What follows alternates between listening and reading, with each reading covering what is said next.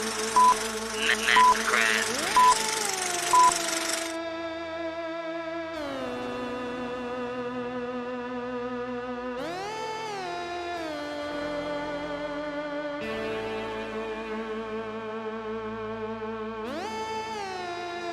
it do, what it do, what's up everybody, welcome to the Mastercraft Podcast. Today we're just going to do some self-reflecting, let's talk about life, and main topic of today is control what you can control. So I know a lot of y'all probably struggle with that, I do too. You know, you put in positions where you figure you can make something happen and you don't have like the support of your surroundings. So it frustrates people when you try to make changes to things, and let's just say this, everybody wants to do what everybody wants to do. You know, you don't want me telling you what to do, I don't want people telling me what to do. So that's just how people work. But sometimes if you like open your ears up and listen to what people actually say and actually have a conversation and not go into the conversation closed-minded, you'll accomplish so much more. And like I said, today, let's talk about today. Today, was my son's last football game of the season. Like, get applause for that. Had a great season, undefeated. He had a really big hit today. It was against, they played the championship game with, I think they were going against a Marion team, and they won 28-0, so I'm proud of him. He finished out the season. I know it's been a rough one as far as all the back and forth. You know, he stuck with it. I'm just proud that he finished out, and he had a lot of great highlights this year, stuff that he gonna remember forever. You know, and let's see. In the midst of all that, I've been rearranging and adding to the shed. Just got a new microphone, so this one's been working out pretty good so far. Yeah, I don't know, for some reason my last one, I don't know if I dropped it or whatever, it's just it wasn't working. So that shut down my whole music making. I was doing a lot of the podcasts from the actual computer screen using the mic audio. I just wasn't feeling it after a while. I didn't want to put out any of the audio.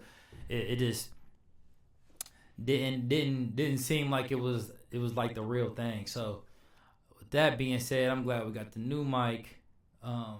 Yeah, we got a lot going on in Austin's life right now, you know, and a lot don't need to be said, but I'm excited through the roughest times, because anytime I've ever been in a rough spot or back against the wall or hit rock bottom with life, money, friendships, I've always took that time and tried to understand why things happen the way they did from the start of it all the way through. And I you know, it's like taking yourself to court and you prosecuting yourself and along with another person.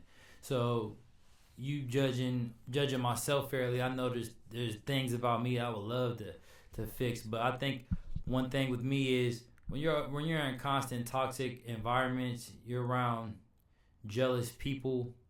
When you're not around people that are like-minded like you, it's hard for you to grow. When I mean it's hard for you to grow is you'll never get like, you might have an idea about something, and if you're around people who don't believe in the same things, they're kind of stuck in the mindset of what they're stuck in. You just gotta realize everybody don't think like you. Everybody don't have the same dreams as you. Everybody's not gonna support what you got going on until you make it, and they act like they always knew you. You know, with me, I've been praying a lot, and I've been digging into my word, and one of the things I've been praying for is, for the past year, just, you know, God, show me who for me and who ain't, you know. And throughout this journey, I've separated myself from a lot of people that was like long time friends, casual friends at work, you know, not people you like hang out with, but it's like sometimes when you pour into people and they're not pouring back into your cup, you gotta realize it's draining your energy. And I feel like people have been draining my energy for so long, and I've done good for so many people, and I feel like now that I'm realizing when I've been praying about it, when you actually see this stuff happening, it's wild. But it's like, right away, like, oh damn, okay, shoot. But you just gotta know at that moment.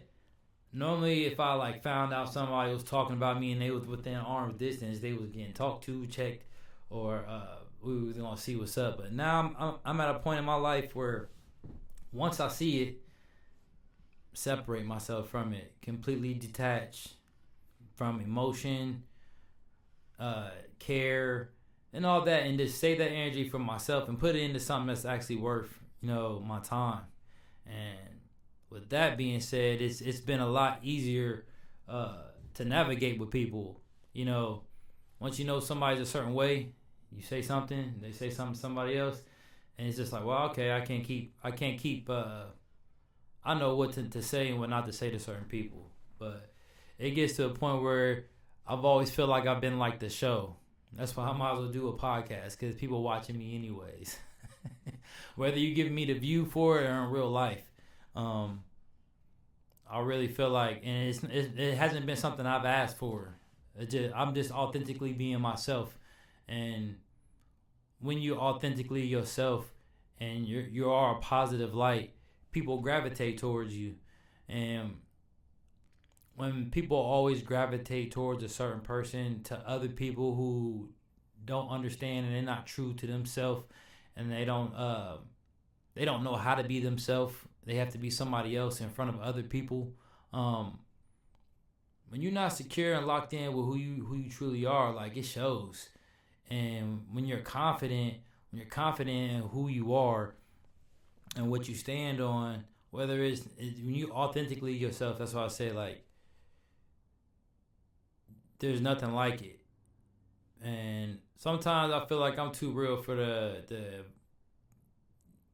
to be having conversations with certain people anymore.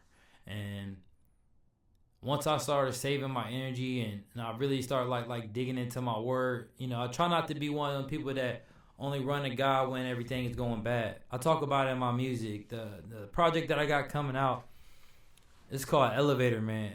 And I'm real excited about it because I really been talking about like my spiritual journey, just where I've been at life. I've been making music since high school. A lot of different things in between while I'm making music, playing sports, making music,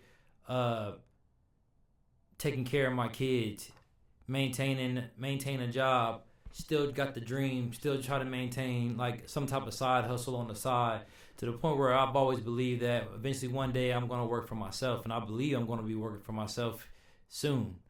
So with the t-shirt business and the custom t-shirt business and the apparel, I believe I put everything in God's hands, and we're going to go from there.